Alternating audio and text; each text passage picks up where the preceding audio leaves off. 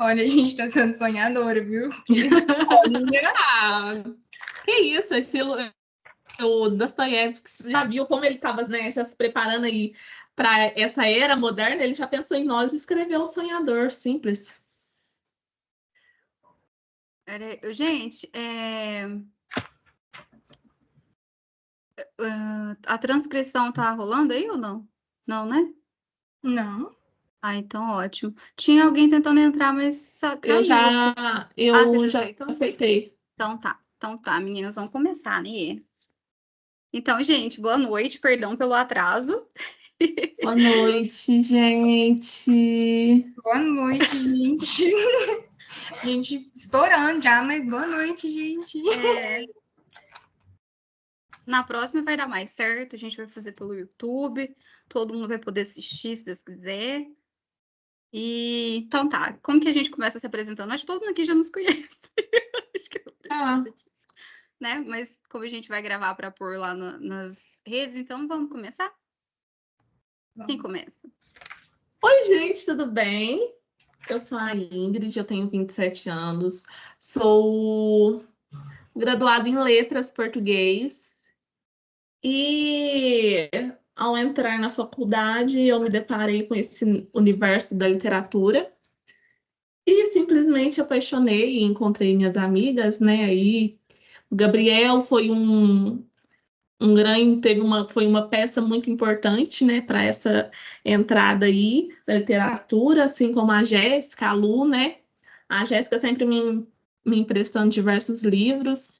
E hoje a gente está aqui, né? Fiquei muito feliz com o convite que elas fizeram para mim participar, me senti super intelectual.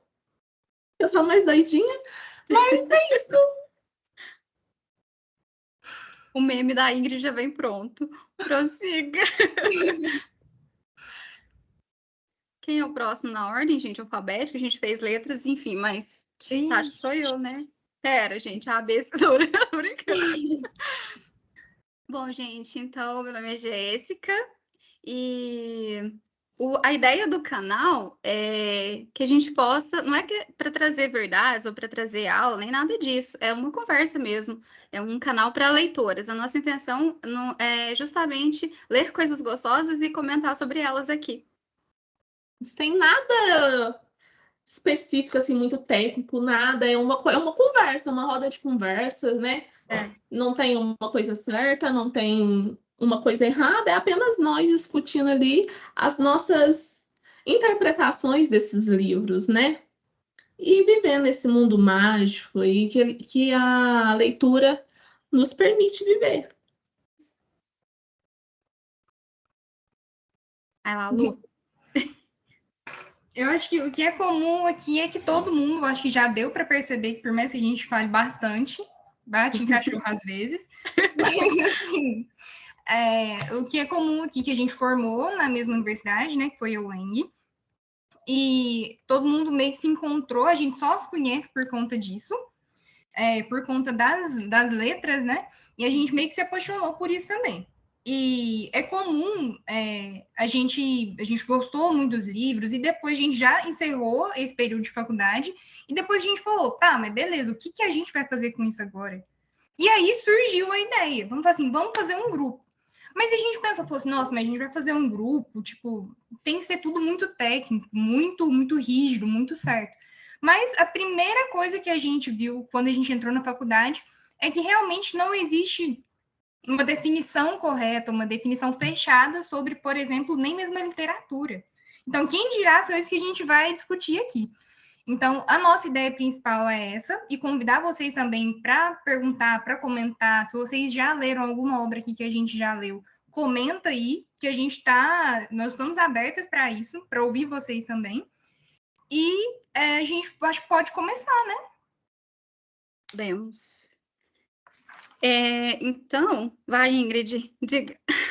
Por que Macabeias, garotas? Explica você. Não, gente, é porque a gente quer que o nosso destino seja como o dela. Não, não. Tô brincando, não. Não. É porque a gente é um pouco Macabeias, querendo ou não, né? E eu acho que A Hora da Estrela foi um marco para a gente, né? Para nós três, quando a gente estava na faculdade.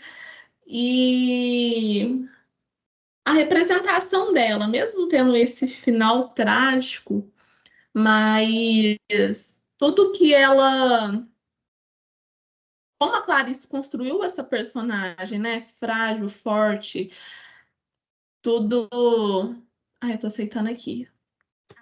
Esse misto, e a gente resolveu trazer esse nome tão forte, não só para a literatura, mas também para a gente, né? Então é isso, estamos macabeando por aqui. E aí, pessoal, essa é a primeira, no meu caso, acho que a Ingrid não, mas no meu caso é o primeiro contato que eu tive com a obra do Dostoiévski. Tem gente, a primeira coisa, vamos lá, pronúncia, gente, do russo, tenso. Então, assim, tanto personagens como o próprio nome do autor, tem gente que fala que é Fyodor Dostoiévski, tem gente que fala Dostoiévski, a gente vai tentar falar da forma mais comum aqui. Tem personagens que tem um nome que a cada lugar que você olha, a pronúncia está de um jeito diferente. Então, a gente vai tentar falar aqui da forma mais tranquila, tá? É bom depois que quem quiser, né, falar certinho, de acordo com a pronúncia do russo, vai dar uma pesquisada. Mas boa sorte, viu, gente? Porque não é fácil encontrar a pronúncia certinha. Mas, enfim. A gente vai falar brevemente do Dostoiévski, né? Ele tem uma vida aí de 59 anos, ele vive, e a vida do cara foi, assim, tumultuada. Ele nasce no hospital para indigentes, mas era um hospital que o pai dele trabalhava. Ele é obrigado a estudar uma coisa que ele não gostava, que é engenharia, é obrigado a trabalhar como soldado do exército russo, coisa que ele não gostava. Então ele vai, sai de lá, a mãe morre de tuberculose, o pai, ele dizem que foi morto pelos servos, ele tinha uma pequena propriedade rural, e aí ele numa revolta ele é morto pelos servos, mas isso é uma teoria que não está muito bem explicada. Ele é o Dostoiévski, ele foge entre cidades por conta de dívidas, ele perde a esposa e um filho, se casa de novo. Então, assim, a vida do cara em 59 anos aconteceu muita coisa. Ele é preso, né? Preso, condenado à morte, e no último minuto, né, ele é obrigado a trabalhos forçados, e, enfim, muita coisa aconteceu na vida do cara. E o Noites Brancas, o livro que a gente vai falar hoje, ele faz parte de um período, assim, no início mais de carreira do autor. Então, é bom lembrar que o Dostoiévski ele está situado num realismo russo, então vamos chamar aqui de escola literária, período literário, só para facilitar mesmo o entendimento, não é bem isso. Mas, enfim, essa escola literária a qual ele pertence é mais do realismo, de investigar a condição humana, essa coisa toda. E essa obra, ela destoa um pouco disso, desse realismo do Dostoiévski. Ele é uma obra assim mais ligada ao romantismo.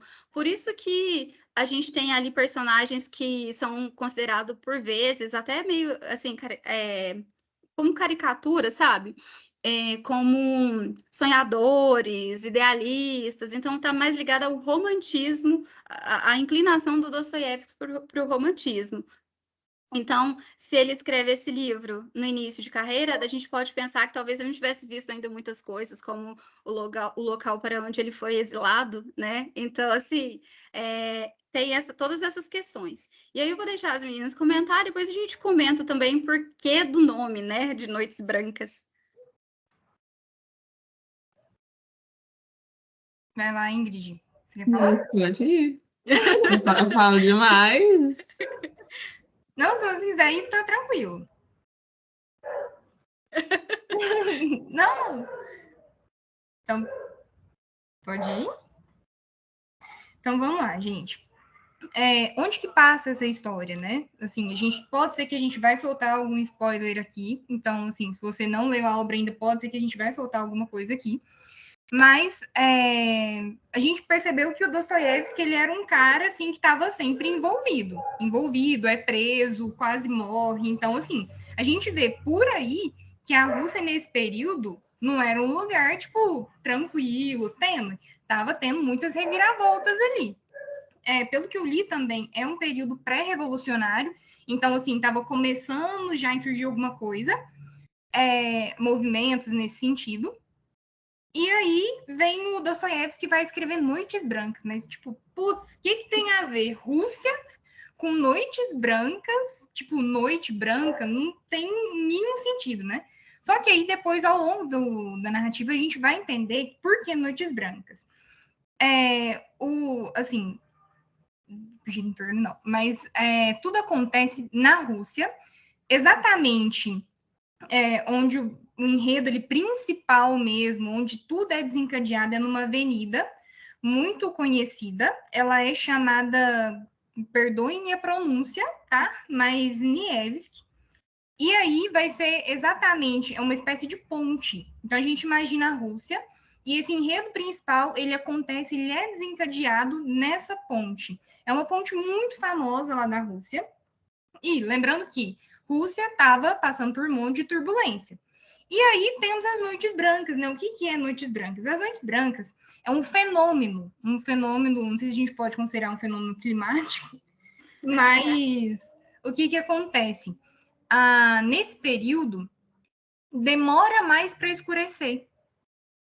Então, por que noites brancas? É realmente como se anoitecesse, mas não ficasse naquele breu, naquela escuridão. É como se a noite dela tivesse iluminada. Então, por isso, o livro chama Noites Brancas, tá? Por conta desse fenômeno. E exatamente porque tudo desenrola nessa ponte, nesse espaço-tempo específico, que é essa noite clara, essa coisa que não está totalmente escuro. Talvez até aí depois a gente dá para fazer uma reflexão nesse sentido também.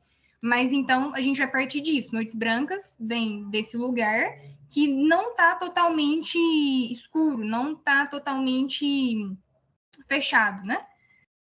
Vamos lá, então. Esse é o espaço onde a gente vai falar. Lembrando que a obra ela é publicada em 1848, não é, meninas? Vamos olhar na edição que a gente tem, que é da editora 34, uma editora fofinha, bonitinha, maravilhosa. 1848. E a cidade que isso acontece é São Petersburgo. Vamos chamar de SP. Perfeito. Inclusive, rapidinho, só uma curiosidade, gente. Essa avenida foi uma avenida também que serviu para um outro grande autor russo escrever Avenida Nevsky, que depois virou filme, que talvez tenha inspirado o nome de Avenida Brasil, tá? A novela. E então, a gente vai por aí, né? E outra coisa, no início que a gente vai começar a falar dos personagens, né? Um dos personagens principais, ele vai falar bem no início, assim, no primeiro capítulo, ele vai fazer uma descrição desse espaço. E aí, o que a gente vê nessa descrição? A gente vai ver nessa descrição de espaço. Parece que é uma cidade que está passando por um processo de modernização. Então, ele vai falar muito sobre as casas, dos lugares que estão ali, desse contato direto que ele estava tendo ali, né? E dessa questão do sujeito começar a não se ver dentro daquele lugar. É como se ele tivesse dentro daquele espaço, mas ele tem uma ideia de não pertencimento. É aí que entra, tipo, o cerne da questão. Porque ele tá lá dentro, ele tá vivendo ali, ele fisicamente tá ali, mas o que ele deixa transparecer pra gente é que ele não pertence àquele lugar, por mais que ele esteja ali. E ele nem é de lá. Ele no livro fala que estava naquela cidade há 11 anos. Ele tem uma dificuldade imensa de se conectar com pessoas, né? Isso estamos falando do protagonista do livro. E ele já se coloca nessa figura de solitário. É como se ele bastasse no mundo dele. Ele.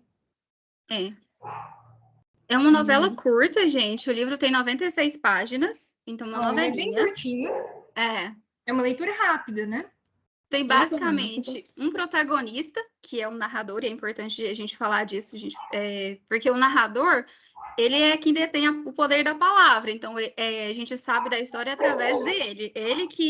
É por meio dele que a gente conhece tudo. Então, se a paisagem é melancólica, É um sentimento dele, né? Então, esse protagonista, que ele nem nome ele tem. Ele é considerado o sonhador. Todo mundo chama ele de o sonhador. Mas nem nome ele tem. Prefiro chamar ele de o iludido. Ele é bem iludido, querido. Coitado. Enfim. E aí nós temos a figura com quem ele tem um contato breve, que, enfim, Nastyenka, a gente vai chamar Nastyenka mesmo. Eu chamo ela de Anastácia, porque é mais fácil. E Nastyenka, no russo, é um diminutivo, um apelidinho para Anastácia mesmo, né? Ou Nastácia e tal. Mas já tem gente que pronuncia Nastyenka, tem gente que pronuncia Nastionka. Tipo, então a pronúncia também vocês vão encontrar de tudo que é tipo de jeito aí pela vida fora. Mas a gente vai chamar Nastyenka. Enfim. E aí, o que acontece? Ele tem um contato breve, um encontro breve com essa figura feminina. Ele nunca havia tido contato com mulher. E aí ele tem esse contato ali breve, esse sonhador que queria viver alguma coisa assim, sabe? Um amor, alguma coisa assim que, sabe? Tirasse ele daquele estado dele de solidão, de medo, de tristeza. E aí ele vê essa mulher, se encanta por ela e imagina, sabe? Uma vida com ela. E eu já acho muito engraçado, porque, assim, é um encontro super casual. Tá andando ali, ela tá ali, né, aos choros, e ele já... Opa, essa! E na primeira conversa, olha pra vocês verem, eu não sei quem que é mais iludido. Se é ele ou se é ela. Eu queria ter a estima dessa garota. Ela já olha pra ele e fala assim, ó... a gente pode meio que continuar a conversa desde que você não se apaixone por mim. Pronto, querida, ele já apaixonou, meu bem, ele é solitário, querida, sozinho. Responsabilidade emocional. Zero. Enfim, né, gente? Fica difícil te defender, né? Então, e um detalhe legal da gente pensar é que antes, bem lá no início, ele vai reclamar, assim, é como se ele estivesse reclamando daquela situação que ele estava. Então, ele está falando que ele é um sujeito muito solitário, que nesse período, em São Petersburgo, as pessoas estão indo para o campo, é uma espécie de férias, e as pessoas estão indo para o campo e ninguém convida ele para ir. E aí, o que é o refúgio, entre aspas, dele, né? É ele sair caminhando à noite, uma noite clara, né? Aí ele vai, sai caminhando. E, gente, é muito assim. Acontece de uma vez. Ele faz essa descrição. E aí ele sai para caminhar. E quando ele sai para caminhar, ele passa por essa ponte. E é exatamente nessa ponte que ele vê uma moça lá chorando. E, tipo, você tá vendo uma moça chorando, o que você pensa? Primeira coisa, é um fantasma. Tô brincando. Assim, à noite, numa noite branca, é fantasma? Não. Aqui que é o negócio. Ele tá caminhando, ele passa por essa ponte, e aí ele vê uma moça chorando. E aí ele fala assim, não, pra que eu vou lá, né? Tipo, ele ficou meio preocupado, porque ele falou assim, que uma moça, uma hora dessa, tá chorando aqui nessa ponte, sozinha? Só que ele não vai lá ver o que é. Ele fala assim, eu não vou, porque eu sou um sujeito muito introspectivo, também não tem nem porquê de eu ir lá querer saber o que tá acontecendo. Só que aí, gente, o que acontece? Chega um cara e vai meio que pra cima dessa mulher, pra cima dessa moça. E aí ele fala assim, mas eu preciso ir lá meio que salvar ela, porque ela não conhecia o cara, se assustou também. Ele falou, preciso lá ver o que está acontecendo. E aí ele vai e eles começam a caminhar. Então, meio que o início é primeiro capítulo, ele falando dessa solidão dele, e já logo, se não me engano, é no segundo, né, gente, que ele começa a falar desse encontro. É que são 4 noites, né, de encontro. E uma manhã. E uma manhã. Desespero. Que novela, hein, amores? Que novela. Prossiga, Lu. Primeira noite o encontro, segunda noite a história do sonhador, introdução da história da Nastyenka.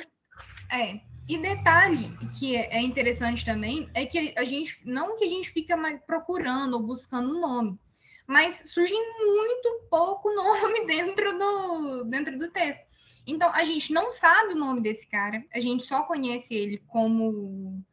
Tem alguém querendo falar? Naides, pode abrir seu microfone. O chat não está habilitado, é isso mesmo? Ah, não, tá habilitado. Você não pode enviar mensagem. Já não tá mesmo, não. Eu acho que é porque a gente tá gravando, aí não habilita o chat. Mas pode falar. Diga aí. É só uma curiosidade. Hum. O narrador, ele realmente ama ela ou ele ama a ideia de estar apaixonado? Adivinhou, charada. Aí, não, agora ele trouxe Tem alguém chave prestando da pergunta do atenção. milhão. É a chave da questão. Eu acho ele meio narcisista, por isso eu fiquei curioso. Gente, Cirúrgico. ele é seu irmão? Hã? É o seu irmão, Jéssica? É como se fosse. Só não é de sangue.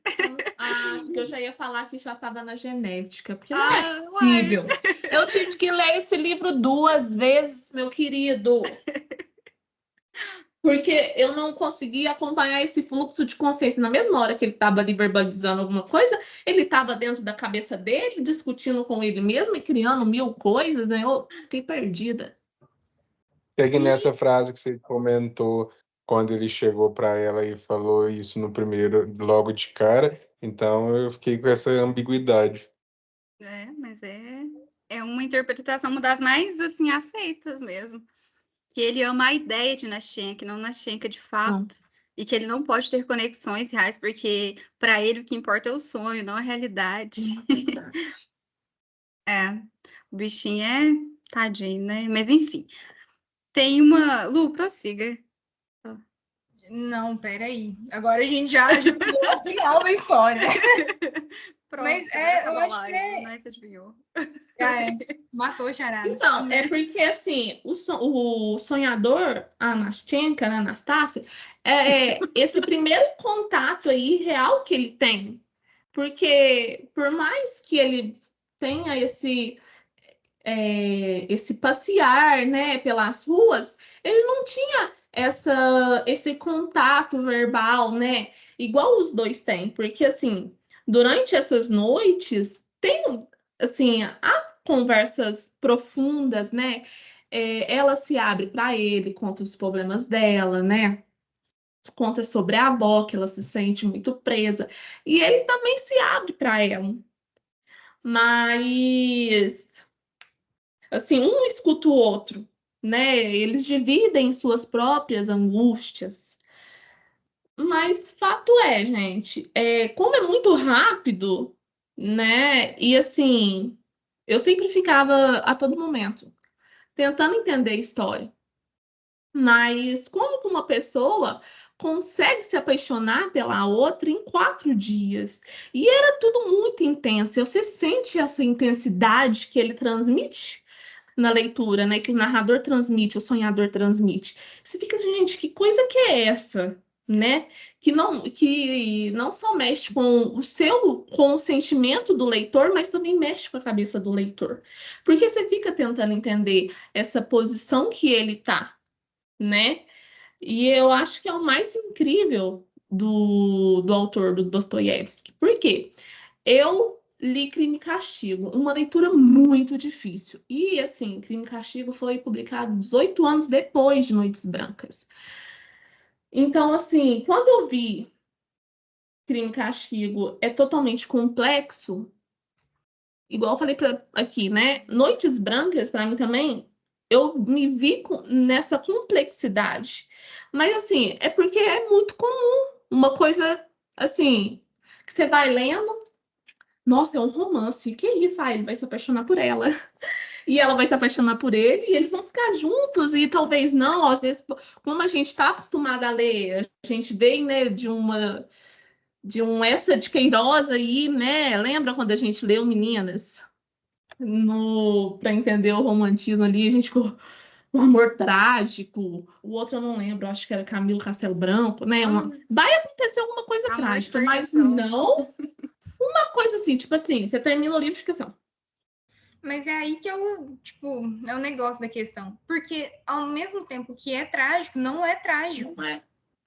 É aí Porque que mora o perigo. Porque você tá esperando uma coisa, vem outra, mas não é algo também esperado. Aí que É o tempo gente suspenso, como diz o crítico. O tempo ali tá suspenso. E é tão rápido quanto o sonho. O sonho, tipo assim, quando você tá acostumando com ele, já acabou. É desse jeito ali. Tem uma coisa importante de falar, gente. Tipo, quando a gente vai estudar teoria da literatura, aquelas coisas todas lá da academia, a gente vê o seguinte, que a gente é através dos personagens que a gente vive o texto. Então, você conhece as coisas através das personagens. Só que não é legal você entendê-las como se elas fossem de carne e osso. Então, elas estão ali a serviço de alguma coisa. Se a personagem é daquele jeito, é porque o autor quis que fosse. Então, ela é uma espécie de ferramenta. Então, beleza. Isso é uma coisa. Só que a gente tem que pensar um outro lado, talvez. A questão de que se ela é feita para você transferir tudo para ele, se é através da personagem que o leitor faz essa questão da transferência, é impossível também não enxergá-los como de carne e osso. É quase um negócio meio paradoxal, assim. Eu não consigo fazer. Difícil. Eu vivo a história, eu vivo o personagem. Eu fiquei muito revoltada e triste.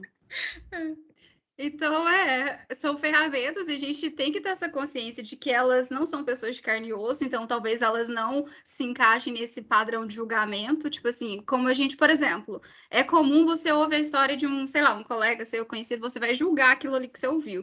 No livro, a gente faz a mesma coisa, porque é como se fosse real, só que por que que é assim? É interessante perguntar por que que é assim, por que que esse sonhador, ele é assim, entendeu? E assim, talvez fosse interessante a gente falar por que esse livro tá tão hypado. Será que não é justamente por isso? Porque a gente enxerga como ele, tipo, hoje em dia. Gente, a gente leu 2 artigos para comentar aqui com vocês, para conversar com vocês. Um deles, que depois a gente vai deixar lá as referências, né, meninas? A gente deixa na descrição. Fala assim que tem uma aproximação. A Ingrid que leu esse texto.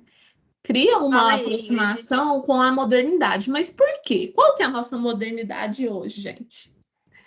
A gente cria mundos, às vezes, assim, a gente cria na nossa cabeça mundos, realidades, e muitas das vezes a gente vive essa ilusão e a gente acredita nela, que é o que a gente vê aqui com o sonhador.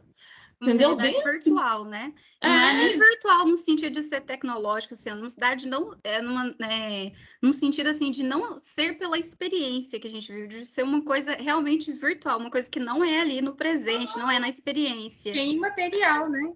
Que gente, hoje alguma coisa. É tudo virtual e assim existe relacionamentos virtuais, né? E dão super certo. Às vezes não, mas às vezes, igual a gente criou aqui, vou pegar o exemplo do que aconteceu hoje. A gente viveu uma ilusão, porque a gente pensou que seria fácil, a gente iria abrir uma live e pronto, mas aí, da nossa cabeça estava tudo bem. A gente, às vezes, não cria hipóteses realistas do que realmente é de fato. Porque que é fato. Que não é ilusão. E olha Isso que não você está vê, comprovado. Que a gente às vezes coloca um narrador principal como tipo, nossa, mas esse cara é muito bobão, porque tá fazendo isso. Ele é um idiota, né? Porque, Mas nossa, não acredito que esse cara ainda termina falando o que ele falou. Mas olha para vocês verem a gente hoje. A nossa ideia inicial era, primeiro, que tudo ia dar certo, que tudo ia finalizar bem, que a gente, se a gente não conseguisse fazer pelo Instagram, a gente ia conseguir fazer pelo YouTube. Caramba, TikTok super acessível, a gente vai conseguir. Então a nossa primeira ideia foi algo até imaterial também, porque não, a gente vai fazer a live, a gente marcou o horário de duração, mais ou menos a gente montou um roteiro do que iria acontecer. Só que a gente chegou numa conclusão que nem o TikTok, o Instagram, nem o Meet aceita a gente. Mas é importante ressaltar o que o sonhador, ele vivia a realidade dele, né? O mundo dele, assim como nós. E não difere de mim, da Jéssica, da Lu e de vocês. Porque vocês também criam realidades aí dentro da cabeça de vocês, do que pode e o que não pode ser. E é o caso do sonhador. Ele criou na ideia dele que a Nastinka seria a mulher da vida dele, tudo seria ótimo, porque foram 4 encontros, 4 noites de conversas profundas, e tá tudo bem, sabe? Então ele se viu ali envolvido, iludido por ela. Mas aí é que tá, gente. 4 noites e uma manhã você consegue conhecer uma pessoa? Eu e as meninas aqui, em Temos sei lá pergunta, quanto Ingrid. tempo. Quando você permitir, pode.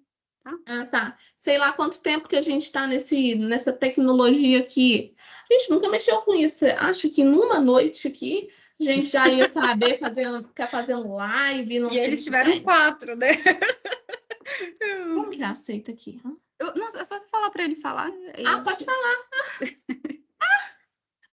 Por que 4 noites? Para eu que não conheço o livro, tem alguma coisa em torno desse numeral disso? 4 noites? É porque o livro ele se divide assim, são 4 noites porque são 4 encontros deles. 4 noites e uma manhã, que essa manhã é bem específica de um encontro e desencontro. Vamos explicar isso melhor. Talvez vai sair spoiler, gente. Mas, enfim. Nights, quando eu... Gente, Nights, para quem não sabe, é o Michael, tá? Enfim. Quando a gente abriu o livro e lá no sumário tinha 4 noites. Primeira noite, segunda noite, terceira noite, quarta noite, manhã. Eu fiquei pensando que podia ser algum movimento, sei lá, da música, de não sei o quê. Eu pensei em 1.500 coisas. Não achei nada que embasasse isso.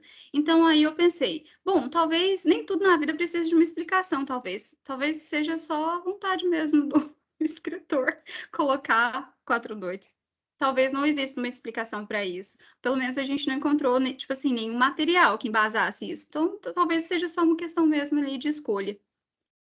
Eu perguntei porque como eu estou escrevendo um livro de poesia inspirado em na Jéssica Crespo, para quem não conhece a Jéssica. Não fala isso, que lado. É porque quando fala de 4 noites, né, não tendo a ver com o livro, eu fiquei curioso, porque basicamente 4 noites representa um passo muito importante na construção de uma relação, onde tem o primeiro encontro, depois vem a conversa, depois vem a confiança, e depois, na última noite, é onde geralmente, na quarta, né, tem como se fosse um alívio cômico, com desabafo emocional. Então, isso na poesia do pequeno trecho que eu estudei tem a ver nas fases importantes de se conhecer alguém, mas eu não sei se faz relação com esse livro, porque eu nunca li.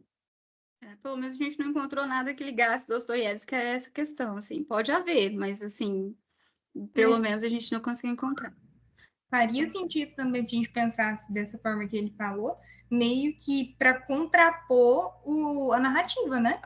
Porque se segue esse ciclo de, tipo, beleza, a gente vai se conhecer, a gente vai falar e depois a gente vai conversar, exatamente essas 4 noites, acontece o contrário, meio que o contrário dentro da obra, porque ao invés de ser uma espécie de um ciclo, um passo a passo, é rápido, é efêmero. Então, tipo, pula tudo isso, mesmo dentro de 4 noites.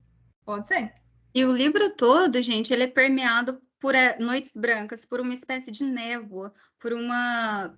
tipo, são noites leitosas. Tem um dos artigos que a gente leu, da Rosane e do Lucas, lá da Universidade Federal do Rio Grande do Norte, eles falam que é tipo assim, uma noite leitosa, sabe? E assim, aquela atmosfera do sonho, da coisa onírica, da coisa que você não tem certeza do que é, da névoa, então tá tudo meio embaçado. E esse livro, ele utiliza muito o fluxo de consciência, que é uma técnica que, assim, que o protagonista, ali, o narrador, né, que é um narrador protagonista, narrando em primeira pessoa, ele vai falando, e assim, vai trazendo coisa lá. Sabe quando você senta no boteco para conversar com seu amigo, você começa a contar coisa de... Principalmente quando você já tomou uns gorozinhos, que tá meio bêbado, você começa a falar coisa que, tipo assim, que nem você lembra mais, não faz muito sentido. Então parece que é aquele sentimento, sabe? De quando você está embriagado, falando coisa, lembrando de coisa, e assim, parece que ele tá ali naquele mundo e talvez ele nem tenha acesso direito ao que sai, de fato, sabe?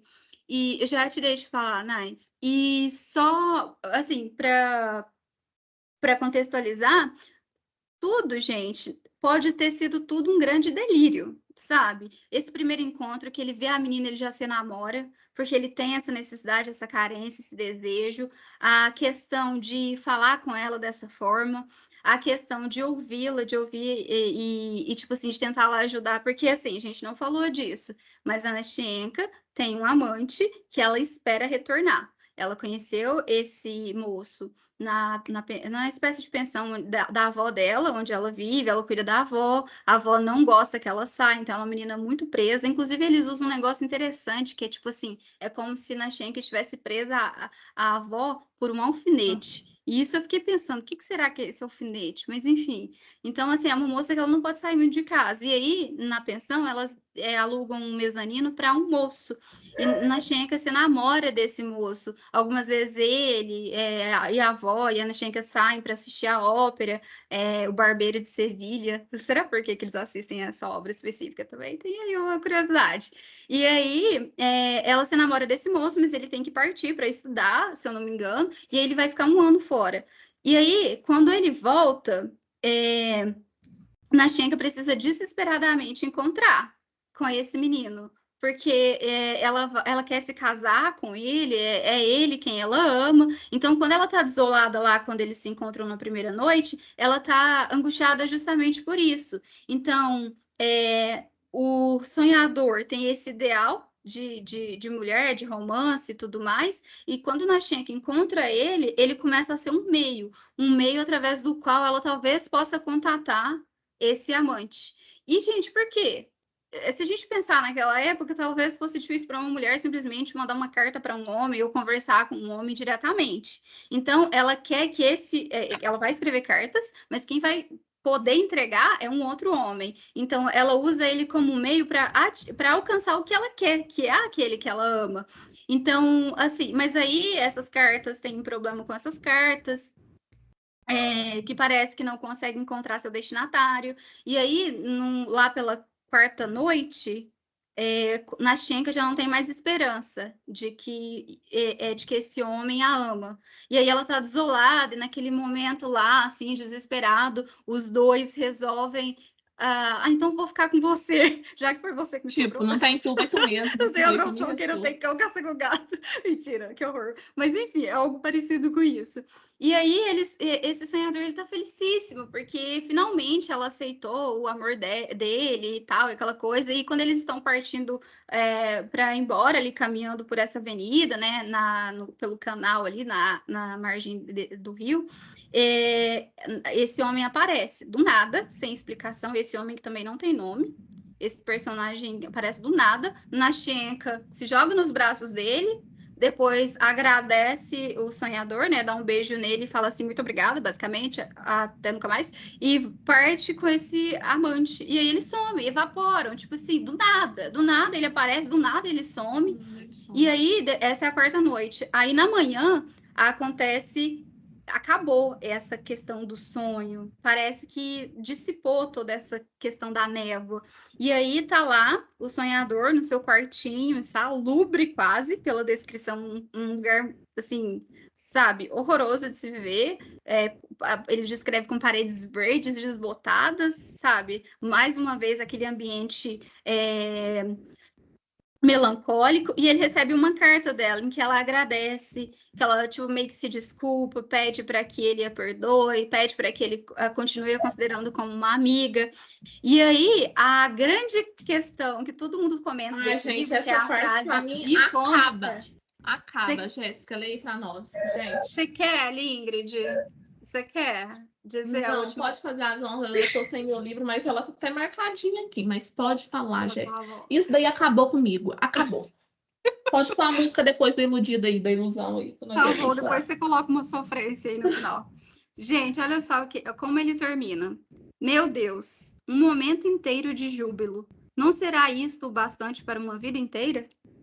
Então, tem gente que associa essa frase a Nietzsche, aquela questão de a eternidade do instante.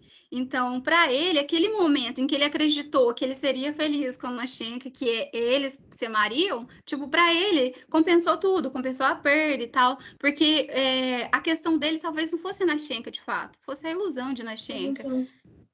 Então... E outra coisa... Ele se contentou com isso, com uma carta ali, ela escrevendo obrigada, me perdoa. Para ele foi ótimo, valeu para a vida inteira aquele momento de felicidade. Gente, você é um bobão. Mas talvez tenha sido, todo mundo saiu ganhando. talvez foi uma questão ganha-ganha, porque ele viveu esse momento de júbilo, ele teve contato com uma pessoa pela primeira vez, ele não amava a Nashenka de fato, se a gente pensar por esse lado de interpretativo, se a gente pensar de acordo com essa perspectiva, e Nashenka conseguiu, através dele, talvez, contatar o amante. Então, assim, meio que foi isso. Jogo de interesses. Novamente, Dostoiévski 1000 passos à frente do seu tempo, porque hoje o que a gente vai ver. Pelo amor de Deus. Não usa. A gente já aprendeu. Enfim, não comentaremos sobre isso em outro lugar, mas a gente não pode usar isso. Mas a questão é que, às vezes, todo mundo fala assim, porque foi muito trágico o final, mas talvez a intenção nem, por mais que a gente inicialmente pense assim, mas talvez nem tenha sido essa. Porque é meio que ele usou ela, uma espécie de refúgio momentâneo, rápido, passageiro, para sair de toda aquela melancolia, e ela também utiliza ele como um meio para esperar o outro. E eu acho que tinha alguém aí com uma pergunta, não tinha? Nice, manda lá, desculpa. Não, porque você estava citando muitas características do local, da ponte, dos diálogos. Eu lembrei até de Stephen King, que eu sou mais do terror. Em que sentido? O contexto da história, pelo que vocês estão relatando, é o local, nada é por acaso. O local é um subterfúgio que o autor está utilizando para criar uma atmosfera que ele deseja passar para o público, não seria isso? Porque de melancolia assim, e tudo mais. Quem cria essa São Petersburgo que a gente lê no livro, não é a São Petersburgo real, é a São Petersburgo. Gente, que difícil falar. Enfim, trava-língua. É a São Petersburgo do sonhador. É essa que ele cria, porque ele é o narrador. Então a gente não pode, quando é narrador em primeira pessoa, você não consegue fugir muito daquilo. Você só conhece o que ele te deixa conhecer. Na Shenka a gente só conhece. É igual, gente, Capitu e Bentinho, uai. Tipo assim, você só conhece o que o narrador te conta. E nem sempre é confiável, né? Você não pode confiar nisso. Não pode confiar de maneira alguma. Gabi, fala aí, fi. Eu ia falar isso, mas você acabou de falar, ué. Desculpa. Fale alguma outra coisa, então. Vou pensar alguma coisa. Tá bom. Você já leu? Não. Eu comecei Crime e Castigo, não dei conta e depois falei, não sei se eu quero voltar para Dostoiévski, não. Eu quero ler o jogador dele. O jogador me fala que é muito bom. Começa com esse que vai dar certo. Essa daí é a grande indicação, que eles falam assim, que para você entrar em Dostoiévski, por mais que você fale assim, nossa, achei uma porcaria, que nem é realmente isso que interessa, mas mesmo que você, para começar, para entrar em Dostoiévski... E foi o que eu fiz de contrário, né? Porque eu praticamente fui obrigada a ler Crime e Castigo, por causa de uma professora de literatura. Mas não entendi bulufas. Se o Gabriel adivinhar quem é. Muito difícil. Mas aí, quando você se depara com Noites Brancas, mas assim, você vê todo esse trabalho que tem, que por mais que seja, assim, para nós aqui, né, não é uma simples leitura, a gente já consegue identificar, opa, aqui, narrador em primeira pessoa, mas tem muito fluxo de consciência, então a gente já tem todo aquele preparo assim, não vamos nos deixar enganar. O que quer dizer com isso daqui? O que tá? Será que é uma manipulação dele ali? A gente já fica com um pé meio atrás. Mas, enfim, uma das nossas... Pode falar, Ingrid, uma das nossas questões foi o porquê que esse livro tá tão em alta. Porque, gente, falei ontem, né, na nossa reunião, eu tava abrindo no Instagram e só via Noites Brancas. E antes mesmo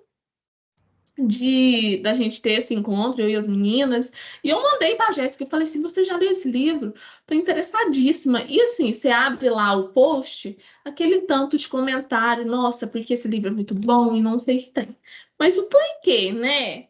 É só por ser uma novela curta, né? Um livro curto. Por isso que a gente trouxe, né, dessa questão de estar próximo da modernidade, como o professor, acho que é Carlos Augusto, né, da USP, gente. Carlos Augusto Silva. O material, o artigo que ele escreveu sobre esse livro, eu Falei, meu sonho. Vamos falar, Noites Brancas, Dostoiévski entre o devaneio romântico e a vertigem Olha aí. existencial. Carlos Augusto Silva, da USP, na revista Bula. A gente vai deixar depois as referências. Gente, assim, eu entendi tudo através desse artigo, né? Ou não. Mas me perdi aqui, porque eu vi que o Maicon levantou a mãozinha. Pode falar, Maicon! Como as 3 mulheres aí que estão comandando, eu queria saber na opinião de vocês se valeu a pena na perspectiva de vocês e se alguma de vocês viveriam essas 4 noites como Eu experiência de vida. Eu com certeza. Eu sou iludida, adoro viver uma ilusão. Eu tava lá já. Eu sou o próprio narrador, gente. Sou o próprio sonhador, babão aí, ó. Eu não queria, não. Eu... meio agredida no início, ainda bem que era uma noite clara, não era um breu, porque se fosse um breu, talvez nem enxergassem a situação, talvez a gente nem sairia de casa, né? Já começa por aí. A próxima fanfic vai começar assim, eu vou mandar, vocês vão ler. Meu Deus, então tá Ela bom. foi errada? Não, mas é que não tem certo e errado. E, na verdade, a gente tá humanizando personagens quando talvez a gente não devesse fazer isso, sabia? Mas enfim, são símbolos. A Jéssica é muito técnica, sabe? Eu já sou muito. É o bom disso, porque eu já vou falo mesmo. Eu achei. Não vou usar de teorias, não sei o que tem. Porque gente. E o bom é essa intensidade que o livro faz pra gente. Quando terminei de ler essa porcaria, falou que ela já tinha um namorado. Vocês falou que ela já tinha um namorado, ela não estaria errada? Ela tinha alguém que ela amava. Ela era apaixonada por ele. E assim, então, ele falou, esse amor dela, esse amante, né? Falou que iria voltar para ela. Então ela estava, né, na espera promessa, dele. Né? Isso, havia uma promessa, assim, aquela coisa bem assim, eu vou voltar para você, querida, me espere. E ela ficou, né, mas ela esperou vivendo. Mas pudesse rolar pelo menos um... Meu Deus. Vamos fazer as 2 ressalvas rapidinho, antes que a gente já passe para outra coisa. Gente, sobre a questão que eu falei para o Gabi, começa então com Noites Brancas. Detalhe, parece que é academia, então a academia não gosta muito desse livro, não sei porquê, ou não sei nem se é assim, não gosta. Eu sei que não tem muito estudo sobre ele, eles preferem assim, eles preferem estudar outras coisas, então parece que esse livro é meio que deixado assim de lado. Então, tem um detalhe. Tem muita gente que considera que Dostoiévski é Crime e Castigo, Irmãos Karamazov e O Idiota. Então, talvez, como esse livro destoa muito, talvez alguém leia esse e fale isso que não é Dostoiévski. Então, pode acontecer.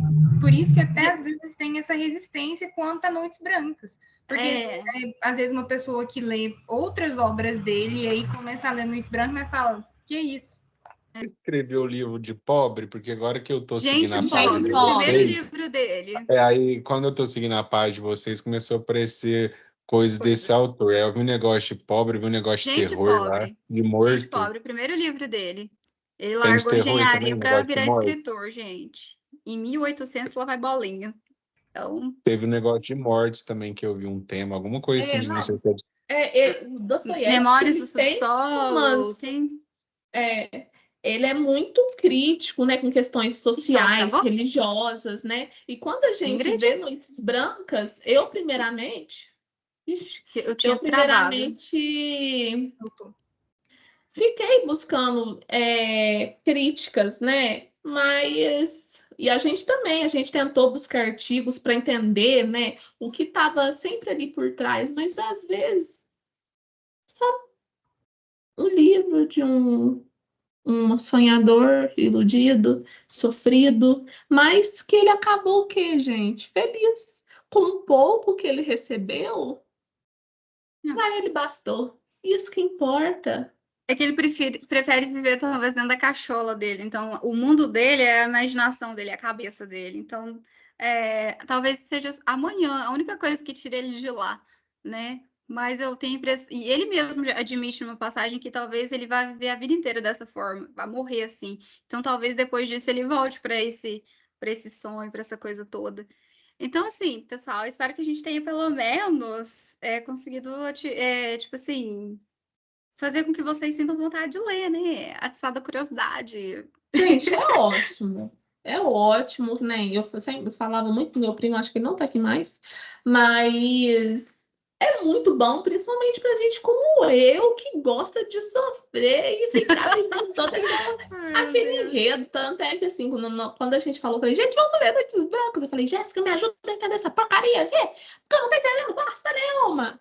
E é essa intensidade louca ali, né? Essa ilusão louca que acaba que faz. E eu, por ser mais um pouquinho intensa, né?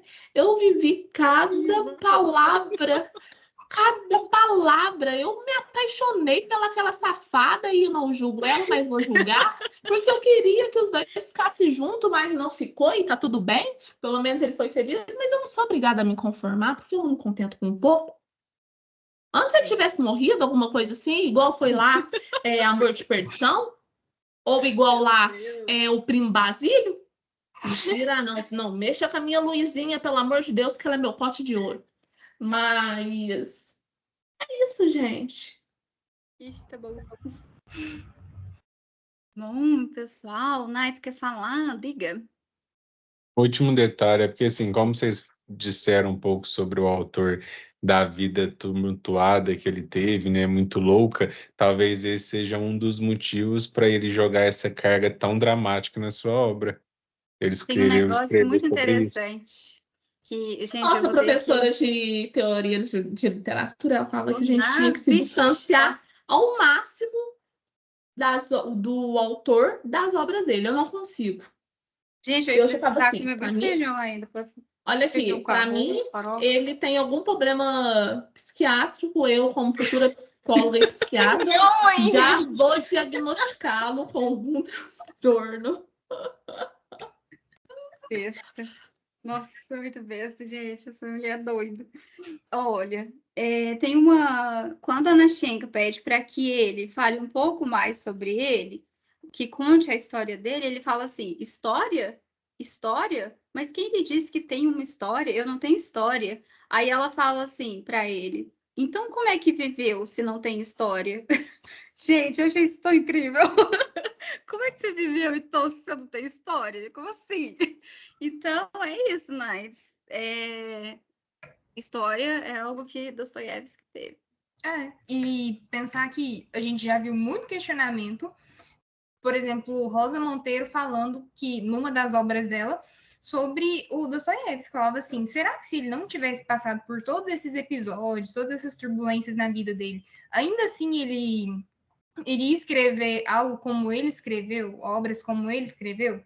Então, por mais que a gente ainda tente separar, não tentar colocar o autor e a obra na mesma caixinha, assimilar os dois, a gente também fica no ar, né? Pensando será que se não tivesse acontecido isso, ele ainda teria escrito? Esse cara fala a mesma coisa. Edouard Louis. Ele fala isso também. Ele sofreu um pouco de abamaçô. Era um homossexual vivendo com um pai homofóbico. E ele sofreu um pouco de abamaçô. Depois ele foi escrever algo parecido com autoficção. E aí ele fez uma pergunta assim, parecida. Será que eu teria condição de escrever isso com o dinheiro que eu ganhei com os meus livros, ajudar pessoas da família, inclusive a mãe que precisava, se eu não tivesse sofrido tanto?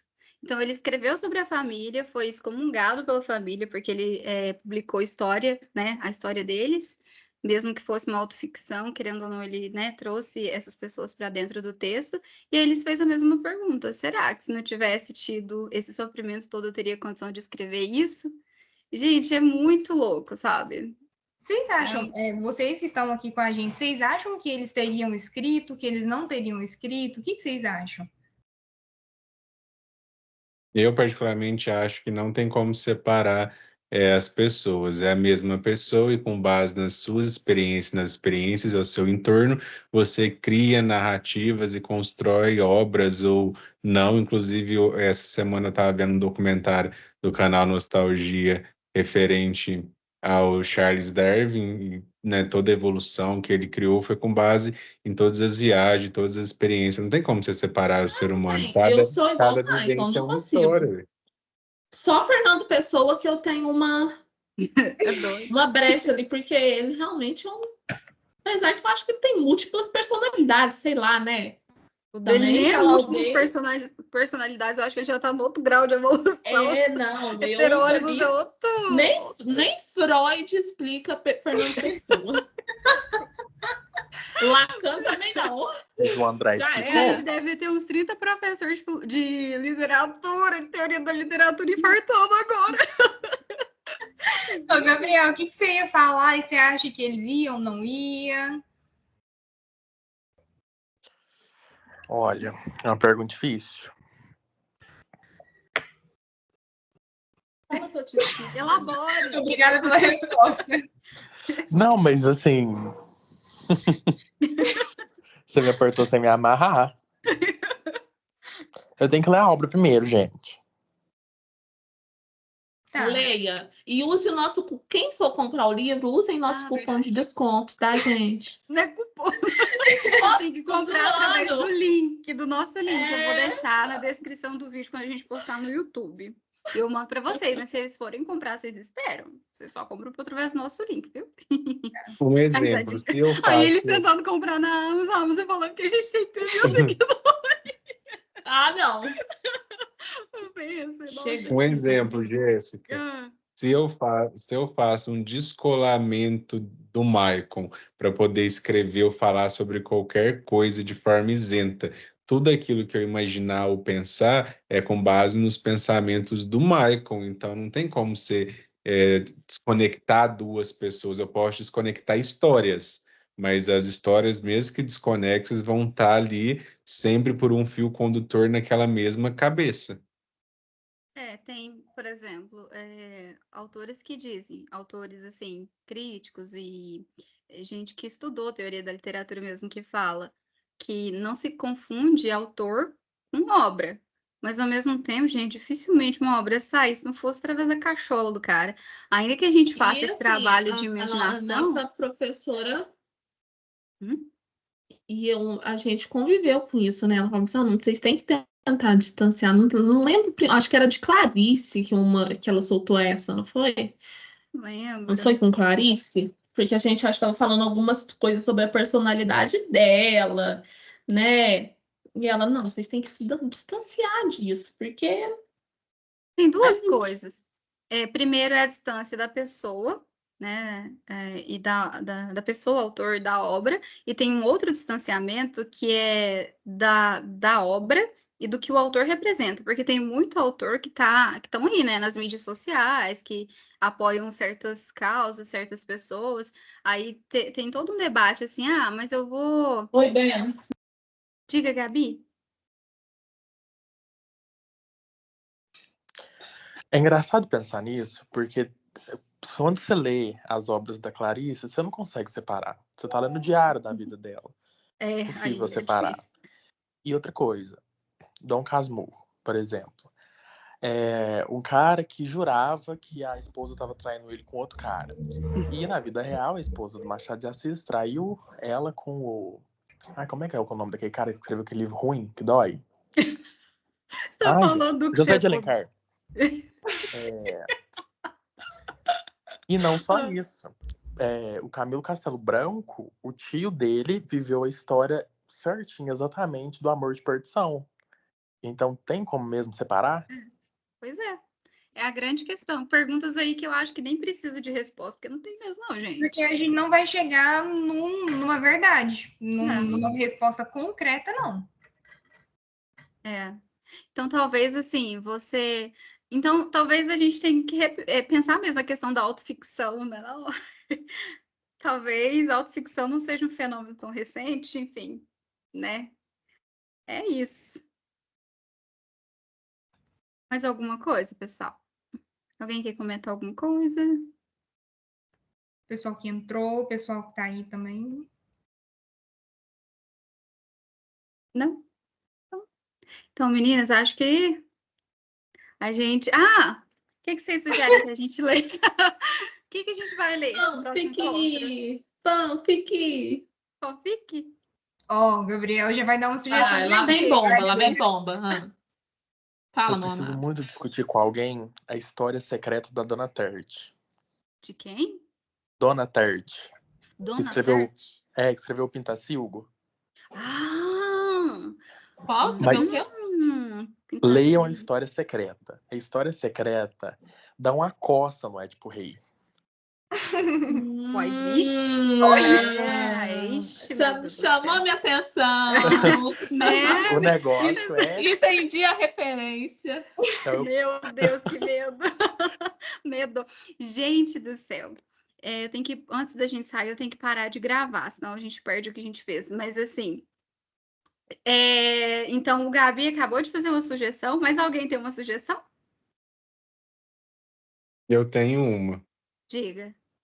Vocês que gostam aí de clássicos universais e para esse tipo de discussão algo mais leve e curto, leiam Emily Brontë, O Morro dos Ventos Uivantes, pela Versalhes. Ixi, a Ingrid é fã de carteirinha. Eu tô muito mal com esse livro, essa bosta desse filme que vai sair, que acabou com o meu livro! É ruim assim? Meu Deus! Socorro! Deve ser péssimo. Ai, que dó. E aí, mais alguém, gente? A gente quer ouvir vocês. Vocês têm mais alguma A sugestão? última sugestão para vocês lerem, mas aí vocês vão ter que ler esse em 2026, que é Da Janela do Meu Quarto Escuro. Ah, esse o autor. Pode falar o nome do autor? É o Mas Brian aí- Costa. Brian Costa. Ele é pseudônimo de alguém? Né? Então, né, enfim. Anotado. A gente vai ter cupom de desconto? É verdade. A gente trabalhamos com Vai desconto. porque vocês vão ser as influenciadoras que vão divulgá-lo. Por enquanto, a gente tem 7 inscritos no YouTube. A gente tem menos de 1000, então assim, Então não dá nem para fazer live lá por conta disso. A gente descobriu isso agora. Mas enfim, gente. Então nós vamos nos próximos dias postando aí nas redes algumas sugestões. E aí o texto mais votado a gente traz para cá, né? Marcos, Dani, Flávia, vocês têm alguma sugestão? Maria, também, que eu vi que tá aí. Vocês têm alguma sugestão de obra pra gente ler?